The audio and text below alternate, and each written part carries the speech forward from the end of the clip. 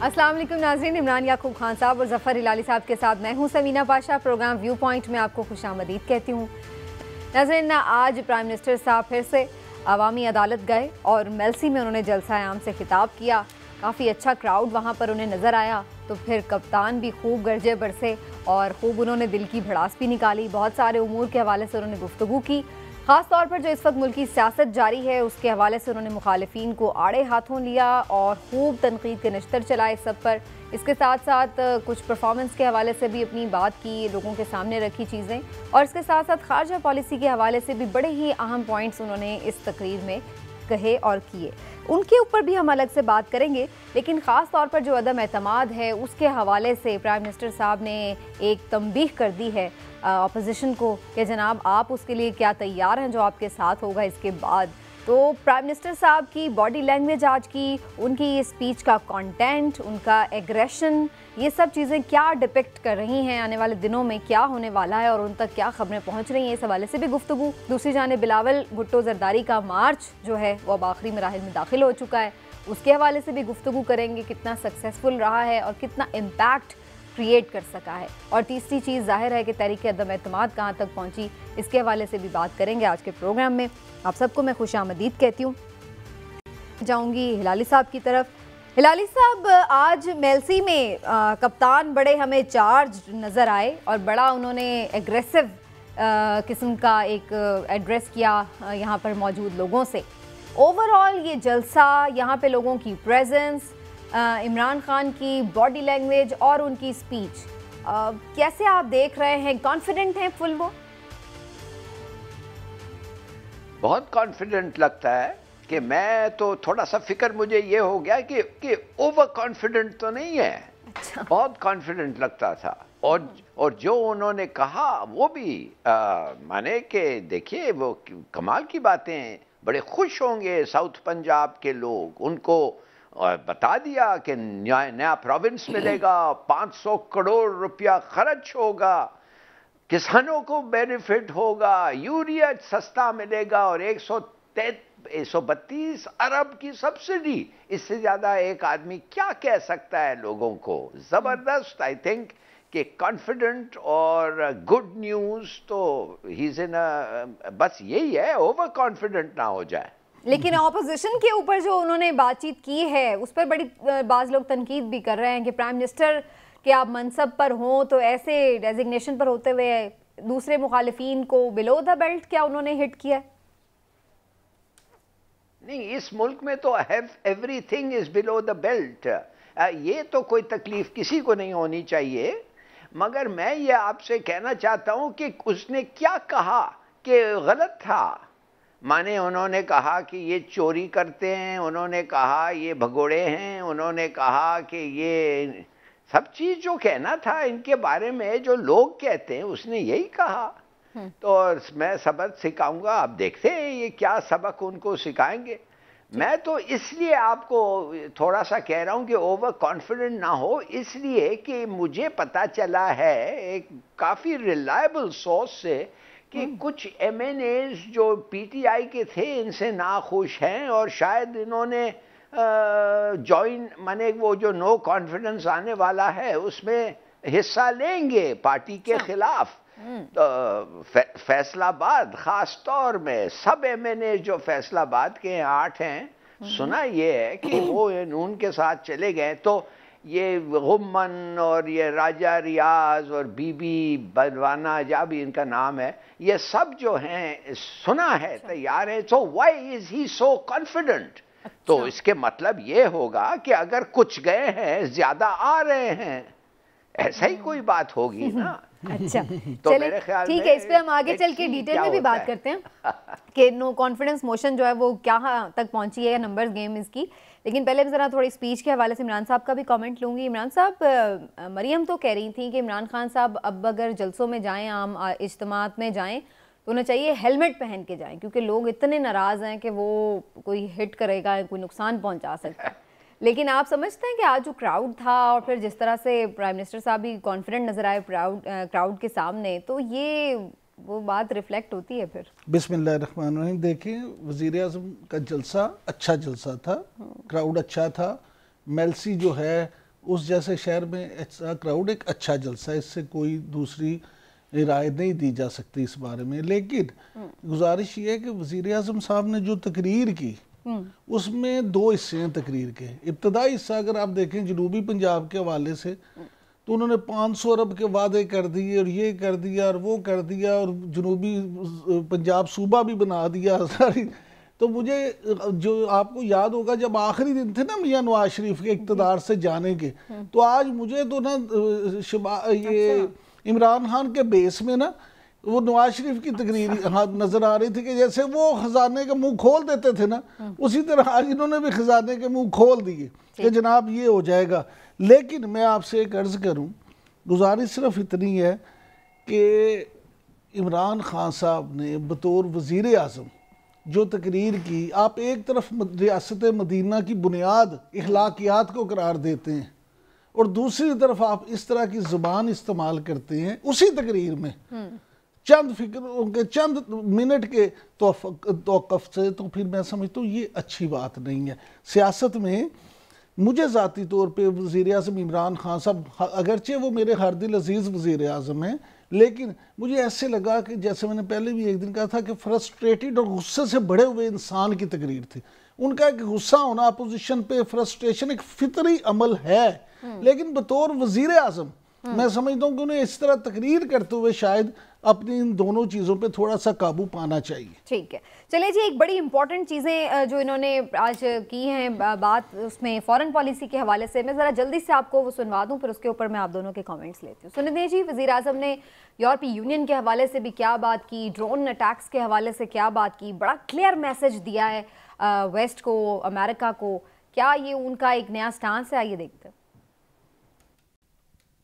European union के president ने खत लिखा पाकिस्तान को कि आप रूस के खिलाफ स्टेटमेंट दें। क्या आपने हिंदुस्तान को भी ये खत लिखा था? जब कश्मीर में हिंदुस्तान ने इंटरनेशनल कानून तोड़ा, जब से इमरान खान वजीर आजम बना, कोई ड्रोन अटैक हुआ है? कभी किसी ने कोशिश की ड्रोन अटैक करने की? मैं पाकिस्तान की एयरफोर्स को कहूंगा कि वो ड्रोन को नीचे गिरा दे। हम सबसे दोस्ती चाहते हैं, हम किसी कैंप में नहीं है।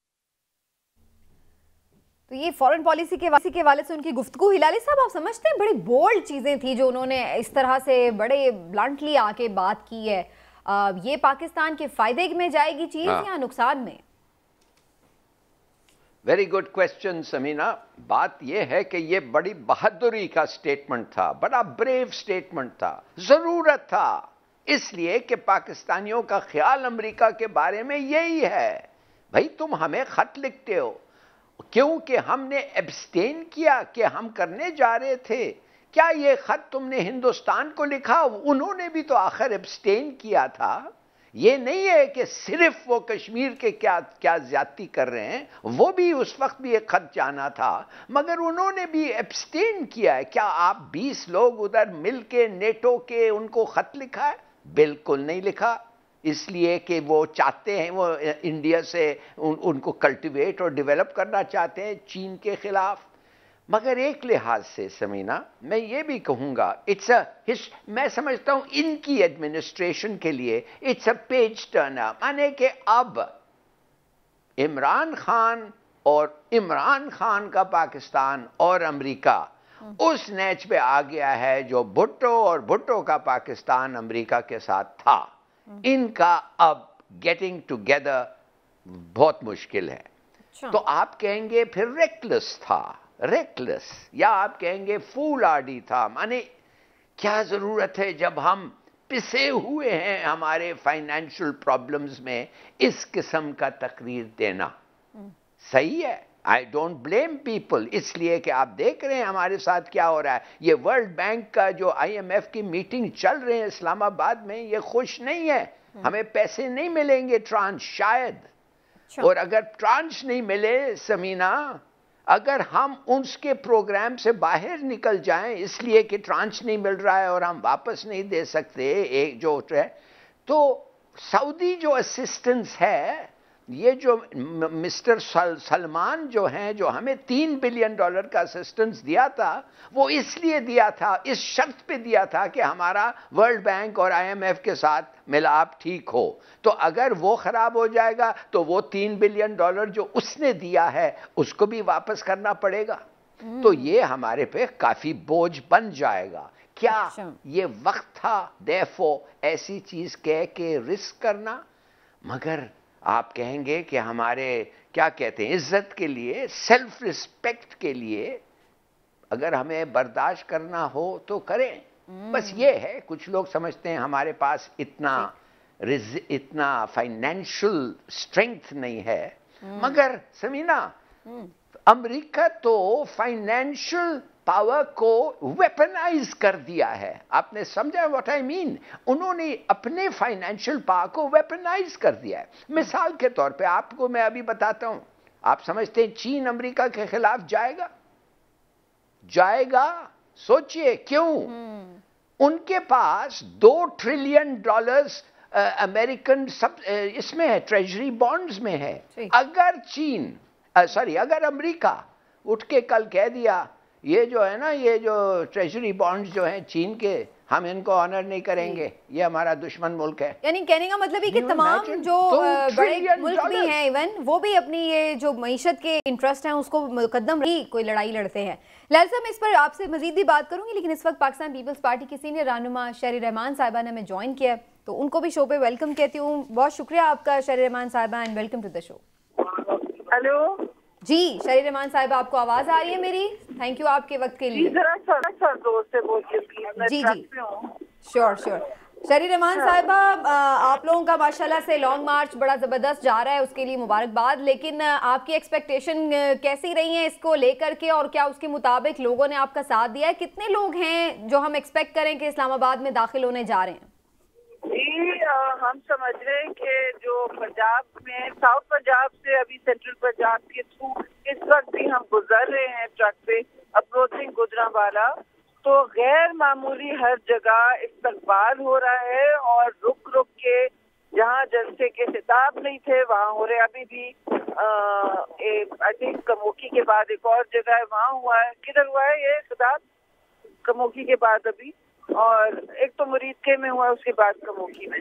अच्छा, ये होते जा रहा है हर मतलब रुक रुक के जहाँ हम जा रहे हैं, तो ये तो बहुत ही शानदार और मतलब तरीके से बहुत बेहतर इस्तकबाल है। लोग बेसाख्ता मैं समझती इसलिए निकल रहे, एक तो पुराना ज्यादा मोबिलाइज और मोटिवेट हुआ हुआ, ऐसा लगता है बिजली का करंट गुजर रहा है पंजाब के थ्रू खास तौर से।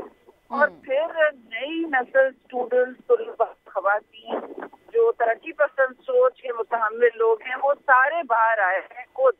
इनको हमने नहीं बुलाया, ये खुद आए हैं। अच्छा शहरी रहमान साहब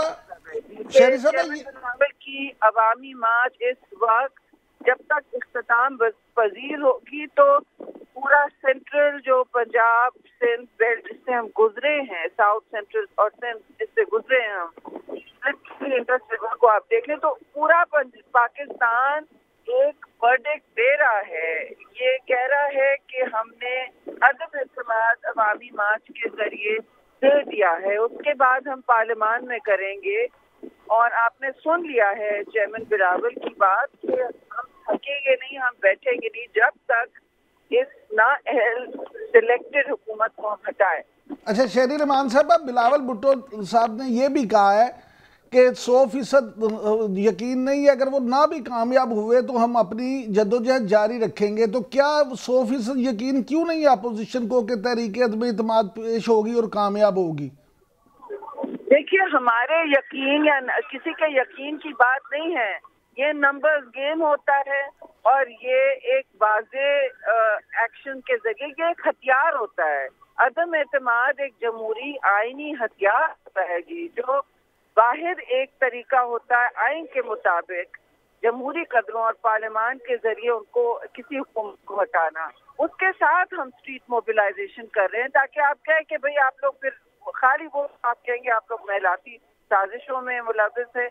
ऐसा नहीं है। इस वक्त की जरूरत ये है अवाम मांग रही है कि हम शाना बशाना उनके साथ खड़े रहे। हमें मालूम है कि स्ट्रीट मोबिलाइजेशन से कोई हुकूमत नहीं हटती, लेकिन हमें ये भी मालूम है कि अवाम की आवाज हर जगह पहुंचती है और हमारा काम है इस वक्त और हमारी जिम्मेदारी है कि लोगों के हुकूक की ये जंग लड़े और इनकी आवाज बनी गला तक तो पहुंचेगी, लेकिन हर जगह पहुंच रही है। मैं समझती हूँ पूरे पाकिस्तान में ये जो भूख के नारे इस वक्त चल रहे हैं उनका एक ही मतलब है कि हम आपके हुकूक की जंग लड़ रहे हैं। जो हुकूक आपके सल्ब किए गए, आपके सोचने के, आपके बोलने के, आपके हक खुद मतलब मतलब आपके खाने पीने के हुकूक पर, आपके हर फंडामेंटल राइट पर, आपकी कुव्वत खरीद पर जो डाका डाला गया है, ये सारे जो माशी कत्ल हुआ है पाकिस्तान में आम लोगों का आवाज बन गई है पाकिस्तान पीपल्स अच्छा पार्टी। शहरी साहब ये भी बताइएगा कि वज़ीर-ए-आज़म, आप देखिए यहाँ आतिशबाजी हो रही है और बहुत आवाम का शोर अच्छा है। वज़ीर-ए-आज़म इमरान खान, गाड़ियाँ रुक रही हैं, वज़ीर-ए-आज़म इमरान खान एंटर कर रहे हैं। जी मुझे आपकी आवाज नहीं आ रही है। वज़ीर-ए-आज़म इमरान खान साहब तो कहते हैं, जी वज़ीर-ए-आज़म इमरान खान तो कहते हैं कि अपोजिशन ने, जरदारी साहब ने और नवाज शरीफ ने अवाम के हक पे डाका डाला था। वज़ीर-ए-आज़म इमरान खान तो कहते हैं कि अपोजिशन ने, जरदारी साहब ने और नवाज शरीफ ने अवाम के हक पे डाका डाला था। ये एक तो मुझे कुछ नवाज शरीफ और हक के डाका आया है, लेकिन इमरान खान से कहें कि अपना रिकॉर्ड पेश करे। 3.5 साल हो गए एक तरफ और 70 साल एक तरफ, वो क्या सफाई पेश करेंगे? अभी तक माजी की बातें करते रहेंगे कि इस पर डालो उस पर डालो। ये तो बड़ी अजीब मजाकखेज बात हो गई। क्यों अपनी जगहसाई करा रहे हैं? 3.5 साल बाद कह रहे हैं कि देखिए मुझे मेरा होमवर्क किसी ने खा लिया, मुझे मेरा पेट फाड़ के चलेगा। ये कोई बच्चे एक्सक्यूजेस करते हैं इस तरह की? भाई ठीक है शहरी रहमान साहिबा, तहरीक-ए-अदम-ए-इत्तेमाद पे वापस मैं आऊंगी। आप ये बताइएगा कि पहले अब क्या डिसाइड किया आप लोगों ने? स्पीकर के अगेंस्ट ला रहे हैं या फिर डायरेक्टली प्राइम मिनिस्टर साहब के अगेंस्ट? तहरीक-ए-अदम-ए-इत्तेमाद स्पीकर के खिलाफ पहले आएगी या वजीर आजम के खिलाफ? नहीं, मेरे ख्याल में फिलहाल तो कंसेंसस इस पे है कि वजीर आजम इस वक्त लड़ रहे हैं फसाद की। स्पीकर बेशक हैं, ये तो सब होते जाएंगे, लेकिन ये हम जब खत्म करेंगे इस मार्च को, इख्तिताम पजीर होगा तो इस्लामाबाद में ये शराकतदारी के साथ मिल बैठ के फैसले होंगे। जी अच्छा शहरी साहब, परवेज लाई साहब ने आपको दावत दी थी कि आप गुजरात उनके पास खाना खा के जाएं, तो क्या आप लोग खाना खाएंगे चौधरी साहब का या वैसे पिंडी चले जाएंगे? किसने दावत दी है जी?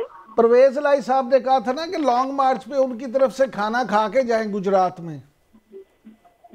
जी हमें मतलब अगर वहाँ से गुजर रहे तो उनकी मेहमानदारी के हम हमेशा रहे हैं फेवर में, और उनके खाने हमने भी खाए, उन्होंने हमारे भी खाए। सियासत में तो इस तरह की बातें होती रहती हैं, लेकिन इस वक्त तो हम गुजरावाला एंटर कर, आप मुझे इजाजत देंगे, इंशाल्लाह फिर कभी और बात होगी। शुक्रिया, बहुत बहुत शुक्रिया शहरी रहमान साहिबा आपका। शहरी रहमान साहिबा हमारे साथ मौजूद रही। उनका कहना है कि बड़ा ज़बरदस्त लॉन्ग मार्च चल रहा है, लेकिन बहरहाल ज़ाहिर है हुकूमत ऑपोजिशन पर और ऑपोजिशन हुकूमत पर तनकीद कर रही है। लेकिन इमरान साहब, इससे पहले जो मैं बात हो रही थी, मैं थोड़ा सा उस पर आपका ज़रूर कमेंट लेना चाहूँगी। बड़ी इंपॉर्टेंट वो चीज़ थी कि फॉरेन पॉलिसी के हवाले से जो आज प्राइम मिनिस्टर साहब ने गुफ्तगू की है, हिलाली साहब ने उसका अच्छा एनालिसिस भी दिया है। आपका क्या टेक है? ये सिर्फ एक हमारी वाकई खारजा पॉलिसी आज़ाद हो गई है, या फिर इमरान खान साहब एक पब्लिसिटी स्टंट कर रहे हैं सिर्फ, कि फेवरेट लोगों का होता है ना ये टॉपिक, एंटी अमेरिका स्टांस? अच्छा देखिए, हिलाली साहब ने जो बातें की है ना, बड़ी अहम बातें की हैं कि ये इसमें कोई शक नहीं कि पाकिस्तान को और हर दुनिया के मुल्क को, हर स्टेट को अपने फ़ायदे के लिए अपनी इज्जत नफ्स के साथ जीना चाहिए। पहली बात तो ये है। लेकिन अभी वज़ीर आज़म ने जो बातें की हैं, मेरे हर दिल अजीज़ वज़ीर आज़म जनाब इमरान खान साहब ने, देखना ये है कि इस मुल्क की मुआशी सूरत हाल क्या है, क्या हम इस चीज़ के मुतहम्मिल हो सकते हैं। अब आप ये देखें कि मुझे लगता है ज़ाती तौर पे कि इमरान खान साहब को ये लगता है कि उनका करप्शन वाला बयानिया जो है ना वो पिट गया, क्योंकि वो लोगों से चीज़ें वापस पैसे ले तो सके नहीं। अब शफकत महमूद साहब ने जैसे कल इंदिया भी दिया था, अब ऐसे लग रहा है कि उन्होंने बयानिया शिफ्ट कर लिया। अच्छा। वो नया ये बयानिया लेके आ रहे हैं कि देखिए मैं तो स्टेट्समैन के तौर पे अपने आप को पेश कर रहे हैं कि मैंने तो अमेरिका बहादुर की तहस से नहस कर दी। मैं क्या अमेरिका बहादुर को समझता हूँ, मैंने ये फैसला किया। हाँ जी बिल्कुल। लेकिन क्या आप ये देखें कि जब महंगाई मजीद बढ़ेगी, वो यहाँ तक खदशा, जो माशी माहिरीन है, बाज़ लोगों ने तो टीवी प्रोग्राम्स में आके ये कह दिया है कि 3 मुल्क ऐसे हैं इस वक्त जो इस वक्त बिल्कुल दहाने पे खड़े हैं, किसी वक्त भी डिफ़ॉल्ट कर सकते हैं। उनमें अल्लाह ना करे पाकिस्तान भी हो, लेकिन 3 मुल्क कहते हैं, पाकिस्तान और कंबोडिया जो है और श्रीलंका, ये 3 मुल्क हैं। तो क्या आपने भी ये ज़हनी तौर पे फैसला कर लिया है कि आप डिफ़ॉल्ट कर जाएंगे, लेकिन आप वो ये वही बात है कि या तो फिर आप बहसीयत कौम एक फ़ैसला कर लें कि जी हम भूखे रह ले जाएंगे, हम सख्तियाँ बर्दाश्त कर लेंगे, लेकिन हम अपनी एक खारजा पॉलिसी जो इस तरह से लेके चलेंगे। लेकिन अगर आपने पैसे भी उनसे मांगने हैं, इदारे भी उनके कंट्रोल में हैं और धमकियाँ भी उनको देनी है, ऐसी चीज़ें चलती नहीं। ठीक है जी, चलिए जी, एक बोल्ड स्टेप ज़रूर है, लेकिन हम ये कह सकते हैं कि हम इसको बियर कर सकते हैं या नहीं, ये आने वाले दिनों में हमें देखना होगा कि इसके क्या असरात या समरात हमें भुगतने पड़ सकते हैं। एक छोटा सा ब्रेक लेते हैं, ब्रेक से वापस आकर कुछ तहरीक-ए-दम-ए-इत्तेमाद के हवाले से मजीद अंदर की खबरें आप तक पहुंचाएंगे और गुफ्तगू होगी पॉलिटिकल सिनेरियो पर एक ब्रेक के बाद।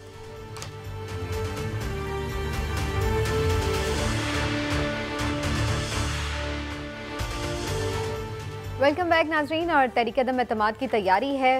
मौलाना फजलुर रहमान क्या कह रहे हैं, जरा सुन लेते हैं। इंशाअल्लाह चंद ही रोज में हम अदम एतमाद की तहरीक पेश कर देंगे। लेकिन आपको ये बताना चाहता हूँ कि हुक्मरान इस वक्त कौम के पैसे से, सरकारी खजाने से अपने मेंबरान को मुल्क से बाहर भेज रही है। नंबर भी पूरे हैं, अदम एतमाद की तहरीक भी तैयार है और हुक्मरान भी मुल्क से बाहर भागने के लिए तैयार खड़े हैं। दूसरी जानिब बिलावल भुट्टो जरदारी अदम एतमाद के हवाले से क्या 100% एतमाद में हैं, वो भी देख लीजिए। हम इस्लामाबाद पहुंच के अदम एतमाद लेकर आएंगे। जहां तक कामयाबी की बात है, बिल्कुल ये मुश्किल टास्क है, कोई नहीं कह सकता है कि आसान टास्क है। और उसके बाद उन्होंने ये भी कहा कि लेकिन 100% नहीं हम कह सकते कि ये कामयाब होगी। इमरान साहब, ये क्या वजह है, अभी भी कुछ डाउटफुल है ऑपोजिशन, या फिर आप समझते हैं कि जानबूझ के कार्ड शो नहीं किए जा रहे? देखिए, मुझे ये लगता है कि जानबूझ के कार्ड शो नहीं किए जा रहे। इसमें कोई शक नहीं है कि आखिरी वक्त तक हतमी तौर पे कुछ नहीं कहा जा सकता। ये तो उसी वक्त पता चलेगा जब असम्बली में अंदर आपके पता चल जाएगा कि भाई इतने नंबर्स आ गए। आखिर वक्त तक देखें, बहुत सारे लोग होते हैं जो विकेट के दोनों तरफ खेल रहे होते हैं। अभी भी आप ये देखें, जैसे लाली साहब फरमा रहे थे शुरू में कि जनाब कुछ लोग हैं हुकूमत के जो अपोजिशन के साथ या नून लीग के साथ हैं। बहुत सारे लोग मैं खुद ज़ाती तौर पे जानता हूँ जो उनके साथ राब्ते में हैं, अपोजिशन के साथ, पीपल्स पार्टी के साथ भी, नून लीग के साथ भी। इसी तरह इत्तेहादी हैं, मसलन काफ लीग है, आप देखें उसने दोनों में से किसी को भी लाल झंडी नहीं दिखाई, दोनों छुपते भी नहीं, सामने आते भी नहीं। तो ये सारी चीजें अभी चल रही हैं, पता उसी वक्त लगेगा। फैसला क्या हुआ है? कल बड़ी इंपॉर्टेंट बातचीत भी हुई है फजलुर रहमान साहब की भी, नवाज शरीफ साहब की। तय क्या किया है इन्होंने? तय ये हुआ जी, हमारे वाकफान हाल के मुताबिक, पहले असल में इस पे डेड लॉक था, ये बात तो तय थी कि तहरीक अदम एतमाद आनी है, लेकिन पीपल्स पार्टी और मुस्लिम लीग नून में ये डेडलॉक ज़रूर था कि पहले प्राइम मिनिस्टर पे करना या स्पीकर के खिलाफ। तो फिर वज़ीर आज़म इमरान खान के खिलाफ ही पहले तहरीक लाने का फैसला किया गया और मौलाना फजलुर रहमान और नवाज शरीफ की जो आपस में गुफ्तगू हुई है उसमें ये तय हुआ। और फिर मौलाना फजलुर रहमान ने इन सारी बातों से आसिफ अली जरदारी को भी फ़ोन करके आगाह किया। उन्होंने ये तय किया कि एक तो फौरी, जब क्योंकि बिलावल का मुतालबा ये था कि जब हम इस्लामाबाद पहुंच जाए तो फिर तहरीक लाई जाए, क्योंकि वो अपना ये इलेक्शन शो कर रहे हैं, जो पूरा ये अवामी मार्च है वो पंजाब में अपने मोबिलाइज कर रहे हैं वोटर को। उसी तरह अब इससे कुछ हासिल हुआ है वैसे, आप समझते हैं? देखिए, पीपल्स पार्टी का कारकुन, हाँ जी, पीपल्स पार्टी का कारकुन चार्ज तो हुआ है, लेकिन मैं नहीं समझता कि सेंट्रल पंजाब में उस तरह से उनको कोई कामयाबी, बड़ी कामयाबी मिले। यहाँ वोट बैंक जो है वो मुस्लिम लीग नून का ज़्यादा। अब लेकिन ये ज़रूर है कि मियां नवाज शरीफ की और मौलाना फजलुर रहमान की जो गुफ्तगू हुई है उसमें जो 3-4 अहम चीज़ें थी जिन पे डेड लॉक था वो ख़त्म हो गई हैं। एक तहरीक अदम एतमाद वज़ीर आज़म के खिलाफ पहले लाई जाए, इस पर फैसला हो गया। फिर उसके बाद पंजाब, अब ये भी फैसला हो गया इस गुफ्तगू में कि दूसरे नंबर पर फिर पंजाब में तहरीक अदम एतमाद लाई जाएगी। और जो पीपल्स पार्टी का ये मामला था कि पहले आप ले आए। और सबसे अहम बात ये है जो मैं आपको बता दूं, जो कल इस पे भी उन्होंने दोनों ने रजामंदी का इजहार किया है कि जनाब पीपल्स पार्टी की तरफ से भी मौलाना फजल रहमान ने गो हेड दे दिया कि पीपल्स पार्टी मान गई है, हम फौरी तौर पे इसमें करके 3-4 महीनों में इलेक्शन करवा ठीक हो गया जी। लाली साहब, आपका क्या पॉइंट ऑफ व्यू है अदम एतमाद के हवाले से? अब आप समझते हैं कि ऑपोजिशन सारी अब एक पेज पर आ गई है और तमाम जो ऐसे सवालात थे जिन पर कुछ इत्तेफाक नहीं हो रहा था, अब वो सारे मामलात रिजॉल्व हो गए इनके? ये मुझे बिल्कुल नहीं पता और ना मैं गेस करने के लिए तैयार हूँ, मगर एक दो चीज़ें मैं ज़रूर कहूँगा। पहली बात तो ये है कि बिलावल भुट्टो जरदारी अपने तकरीरों में ये जब जा रहा था मार्च पे कुछ ऐसी चीज़ें कहा है जिस पे मेरे ख्याल में कोई क्लैरिफिकेशन होनी चाहिए। पहले तो बात आप सुनते रहते हैं कि वो बार बार कहता है क्यों नहीं इस्तीफ़ा देते हो और इलेक्शन पे जाते हो। भाई अगर ये समझता है कि ये है बहादुरी इस्तीफ़ा देने एंड कॉल फॉर इलेक्शंस, तो वो क्यों नहीं इस्तीफ़ा देता है सिंध में और वो क्यों नहीं जाता है इलेक्शंस के लिए? क्या वजह क्या है? दूसरी बात, ये कहता है कि ऑरेंज ट्रेन मेरे बाप ने आइडिया दिया और मेट्रो जो लाहौर में और जो मेट्रो मुल्तान में वो भी पीपीपी ने पहले सोचा या कुछ किया या इम्प्लीमेंट। तो भाई बिल्कुल सही है, शायद आप सही कहते हो। हमें एक आइडिया देना जो आपने सिंध में सोचा है, जो इम्प्लीमेंट हुआ है, ये तो बताएं हमें। आपने ना पानी इधर को दिया है, ना वैक्सीन रेबीज का अस्पताल में मिलते हैं, ना कुछ एरियाज में खाना मिलता है। 40 साल पीछे है पूरा Sindh the rest of civilisation से। उसके बारे में तो आप क्यों नहीं बताते हैं कि क्या किया है आपने? आप ये क्यों नहीं बताते हैं कि कराची से 1 ट्रिलियन रुपीस आप लेते हैं, 1 ट्रिलियन रुपीस, और कराची की हालत देखें। तो ये बातें अगर ये आप हमें, और ये कहता है कि मेरे साथ लोग हैं 30-30 लाख, पता नहीं कितना 30-30 हज़ार दिया हुआ है। आप देख रहे हैं जिधर ये जाता है तंबू लगे हुए हैं रात के। व्हाट डज इट मीन कि तंबू जब लगे होते हैं रात में? उसका मतलब ये होता है कि वो जिनको पैसे दे के लाया है उनको सुला रहा है उधर, नहीं तो लोकल तो तंबू में नहीं तो नहीं सोते हैं ना। तो देखिए इस किस्म की चीजें हो रही हैं, इनको थोड़ा सा आप पॉइंट आउट करें दीज स्पीचेस। ये क्या गेस वर्क, क्या होगा मुझे नहीं पता क्या होगा। I am not a suit. लेकिन खबर भी होती है ना हिलाल साहब, जैसे आपने पहले शुरू में दे दी। लेकिन एनीवेज हुकूमत अपने, इमरान साहब जाहिर है कि दावे कर रही है और अपोजिशन अपने दावे कर रही है। ये तो अब ऐन वक्त पर ही पता चलेगा कि किसका पलड़ा भारी रहा। लेकिन अब प्राइम मिनिस्टर साहब भी मैदान में उतरे, आज मेलसी में भी किया है। जहांगीर खान तरीन जो हैं वो भी फिलहाल रुक गए और कुछ लोग ये भी कह रहे हैं कि शायद नवाज शरीफ से उनकी वहाँ मुलाकात भी हुई है। जहांगीर खान तरीन साहब का जो फैक्टर है उसको कैसे आप देख रहे हैं? देखिए, जहांगीर खान तरीन को फैक्टर को समझने के लिए पहले आप इस बात को समझ लें कि वज़ीर आज़म इमरान खान साहब जो हैं वो किस तबीयत के आदमी हैं। वज़ीर आज़म इमरान खान जो हैं वो जब क्रिकेट खेलते थे उस वक्त भी वो जो सोच लेते थे फिर उससे बाज नहीं आते थे। वो एग्रेसिव प्लेयर है। अब उन्होंने ये मेलसी वाला जो जलसा और जनूबी पंजाब के लिए जिस पैकेज का ऐलान किया है, असल में ये सारी गेम जहांगीर तरीन के लिए भी एक आप समझ लें धमाका है, उनके लिए भी एक मैसेज है, उनके लिए पैगाम है, उनके लिए एक वार्निंग है। हाँ, उनके लिए वार्निंग ये है कि जनाब हमें जहांगीर तरीन साहब आपके जाने से कोई सरोकार नहीं है, आप जाएं 100 दफ़ा जाएं, तो हम ये जो लोग हैं हम आपके बगैर भी यहाँ जनूबी पंजाब में कर लेंगे। क्योंकि मैंने आपसे पहले भी कहा था कि वज़ीर आज़म इमरान खान अब ये फैसला कर चुके हैं कि अगले इलेक्शन में वो जब भी हों, 2022 में हो, 2023 में हो, वो इलेक्टेबल्स के साथ नहीं जाएंगे। ठीक है, वो इलेक्टेबल्स हाँ, वो कहते हैं कि जी अपनी जो किचन कैबिनेट की मीटिंग है, वज़ीर आज़म हाउस के जो अंदरूनी ज़राए हैं, मैं आपको उनके हवाले से खबर दे रहा हूँ, क्या सराय नहीं कर रहा।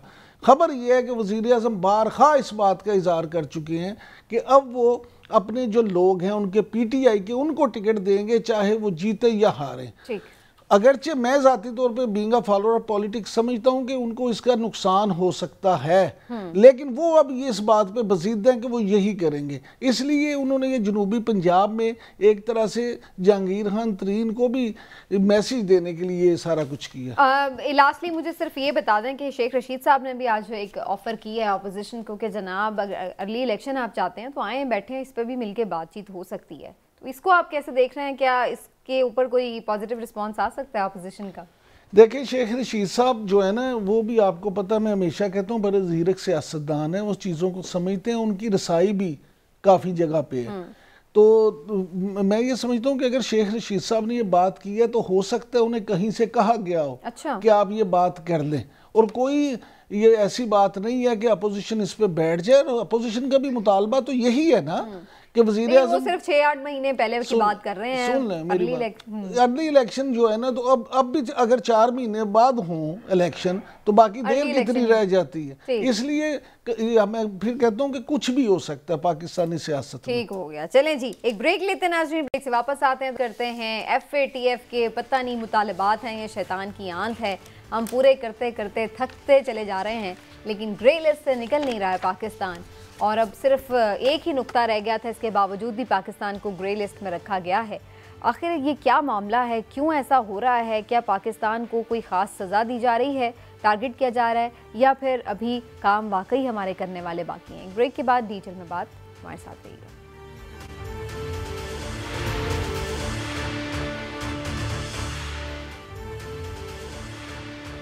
वेलकम बैक नाज़रीन। FATF के इजलास में ये फैसला हुआ है कि जनाब पाकिस्तान मज़ीद अभी ग्रे लिस्ट में ही रहेगा जून तक। 27 में से 26 निकात पर पाकिस्तान अमल दरामद कर चुका है। अच्छी परफॉर्मेंसेस के बावजूद भी ये ग्रे लिस्ट में ही उसे रखा जा रहा है। या इसकी वजूहात सियासी हैं, या फिर वाकई पाकिस्तान को टेक्निकली कुछ चीज़ें हैं जिस पर भी काम करने की ज़रूरत है। वजह क्या है, जानने की कोशिश करते हैं। हिलाली साहब, ये FATF का मामला तो हल ही नहीं होने में आ रहा, कब से हम लगे हुए हैं, क्या इसकी वजूहात हैं, कैसे इससे छुटकारा हासिल होगा? 4 वजूहात हैं। एक है यूक्रेन का स्टांस हमारा, दूसरा है रूस का विजिट इमरान खान का, जब उसे कहा गया था ना जाओ। तीसरा, हमने नहीं कहा था जाओ, हमने तो बड़े अच्छी एडवाइस दी थी, हमने सब कहा था जाओ, बेशक नए दोस्त बनाओ। ये गोरों ने कहा था मत जाओ। तीसरी बात है कि ये चीनी के बास्केट में हम सब अपने अंडे उधर डाल रहे हैं, वो भी अमेरिका बहादुर खुश नहीं है। और चौथा वजह है कि आजकल अमेरिका में एक गेम निकला है, गेम है praise India, make India happy. तो इंडिया अगर मिसाइल लेता है रूस से और सबको पनिशमेंट और सबको सज़ा मिलता है, इंडिया को तोहफा मिलता है। तो देखिए ये है वजह जो FATF में हिंदुस्तान चाहता है कि पाकिस्तान पे प्रेशर हो। अमेरिका तो अब तो खैर नाराज़ हो गया है, अब तो अमेरिका बहुत नाराज़ हो गया है। और उन्होंने जब हमने वाकई उनको कहा, देखिए उनकी क्या, उन लोग समझते हैं कि जो हम वो पूछते हैं हम कर सकते हैं। मैं नहीं कहता कि उनका रिक्वेस्ट गलत है, मैं कहता हूं उनकी जुर्रत कैसी हुई वो हमें रिक्वेस्ट करने के लिए 1 दिन पहले 2 दिन पहले कि मत जाओ। तुम लोग किस माने कि इसका मतलब है कि पुराने ज़माने में जब ये शरीफ और जरदारी थे तो ये मान जाते थे ऐसे रिक्वेस्ट पे। खैर आसिफ अली जरदारी ने कहा और मारो, ड्रोन करो, हमें कोई परवाह नहीं है, जितना तुम करवाना चाहते हो ड्रोन मारो। तो ये मैं आपको बताना चाहता हूं कि this is a totally politicised in body now, और सब लोग ये मानते हैं। अब देखिए कौन है बड़ा मनी लॉन्ड्रिंग, लंदन से बड़ी जगह है। जो चोर आप देखें लंदन में गया है, 4-5 घर लेके बैठा हुआ है। मैं आपको एक छोटा सा मिसाल देता हूं, अभी कैसा पता चला सबसे ज्यादा लंदन है। क्यों? ये जो ओलिगार्क्स हैं ना जी, ये जो रशियन ओलिगार्क्स जो पुतिन के दोस्त हैं, और उसके इजाजत के बगैर कोई कुछ चीज उधर बेच नहीं सकता, खरीद नहीं सकता, कीमत नहीं सेट होती, बोलती नहीं हो सकता जब तक पुतिन और उसके क्रेमलिन से आपको इजाजत ना मिले। तो ये सब ओलिगार्क्स पकड़े गए हैं लंदन में। अब इन पे सैंक्शंस लग गए हैं। किसके सैंक्शंस? अमेरिका पे।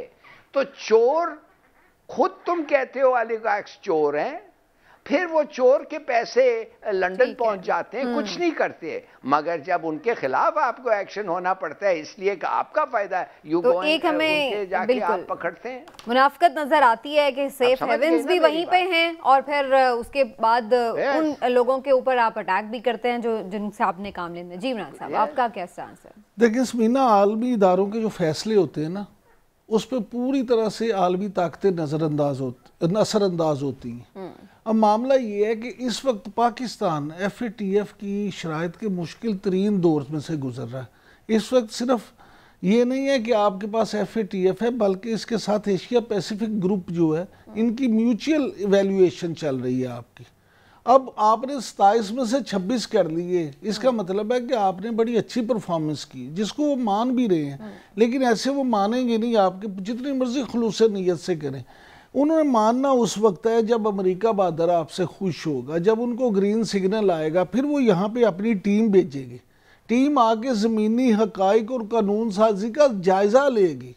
फिर अगर वो टीम इस पर राज़ी हुई कि जनाब हाँ जी कि जी बिल्कुल ठीक है, फिर उसके बाद वो जाके रिपोर्ट देगी तो आपको वो ग्रे लिस्ट से निकालेंगे, अदरवाइज आप इसी लिस्ट में रहेंगे। फिलहाल तो फिर इसका मतलब हम इनकार ही समझें। नहीं, आप इस पे इनकार ही समझें। असल बात ये है कि अल्लाह ना करे कि मेरी बात ठीक हो, लेकिन मुझे तो लगता है कि अभी मजीद टाइट करेंगे। अच्छा। अभी क्योंकि देखे ना, अगर वो नाराज हैं, जैसे लाली साहब कह रहे हैं कि वो नाराज हैं, तो वो नाराज होगा तो वो तो आपको कहेगा अच्छा बच्चू तुम मेरी बात नहीं मानते तो मैं तुम्हें सबक सिखाता हूँ। पाकिस्तान को स्ट्रेटजी चेंज करनी चाहिए अपनी, अमेरिका के साथ कुछ हाथ। और समीना एक बात और समीना, जी हिलाल, छोटी बात है, जब ये टेस्टमनी हो रहा था, ये जो आ रहा है या शायद आ गया है या 1-2 दिन में पहुंच रहा है, इनका जो नया सफीर है अमेरिका का, जब टेस्टमनी हो रहा था कांग्रेस में, आपको पता है ना इसने क्या कहा था?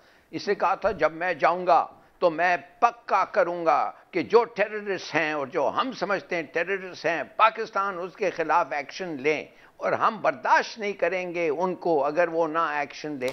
ये देखिए इनका हिलाली साहब ये वाइसरॉयज के तरह बात कर रहे हैं। सर बात ये मुख्तसर बात ये है कि अमेरिका और उसके ज़ेर असर आलमी ताकतें अभी पाकिस्तान को कोई रिलीफ देने के मूड में नहीं हैं। देखिए यूएई देखिए यूएई जो उनका पिट्ठू है, ये रूस वाले मामले पे उसने वोटिंग में हिस्सा नहीं लिया तो उन्होंने उस पे भी कर दी। हाँ जी, लिहाजा ये आप बात समझ लें, आपको हमें सब फिर मेरा जो सवाल था बुनियादी कि फिर क्या हम अमेरिका के साथ डिप्लोमेटिकली अच्छे रिलेशन करने की कोशिश करें, या फिर हम अपनी खुददारी को संभाल के रखें और कहें कि ठीक है रखें आप ग्रे लिस्ट में, फिर हम भी बर्दाश्त करें। देखिए ये फिर वही ट्रिकी क्वेश्चन है आपका, जो बात ये है कि या तो फिर आप इतना आप में पानी हो ना कि आप मुश्किल बर्दाश्त करने के लिए तैयार हैं, हम जी लेंगे। वो तो हम जी रहे हैं, ग्रे लिस्ट में तो हम हैं ही, ग्रे लिस्ट ना ग्रे लिस्ट में होना और बात है। जब आप इस तरह की लड़ाई करेंगे और अगर वो खुदा ना खास्ता ब्लैक लिस्ट में आपको डालते हैं या आप पे सैंक्शंस लगाते हैं, फिर और बात है। या तो बस ये थे कौम, ये अपोजिशन में और हुकूमत, हाँ ये मिल जाए सब और ये सोच लेंगे जनाब ठीक है, अदम एतमाद होती रहेगी, चीजें होती रहेंगी, इस पे हम इकट्ठे हैं। लेकिन अलमिया ये है कि ये कोई भी इस काम पे इकट्ठा नहीं है कि मुल्क को क्या फायदा है, कौम को क्या फायदा है, वो अपनी अपनी लड़ाइयों में लगे हुए हैं। वक्त खत्म हो गया जी, देखते हैं आने वाले दिनों क्या पाकिस्तान ग्रे लिस्ट से निकलने में कामयाब हो पाता है या नहीं। आज के प्रोग्राम से इतना ही, इंशाल्लाह फिर आपसे मिलेंगे। नाज़रीन अपना ख्याल रखिए, अल्लाह हाफ़िज़।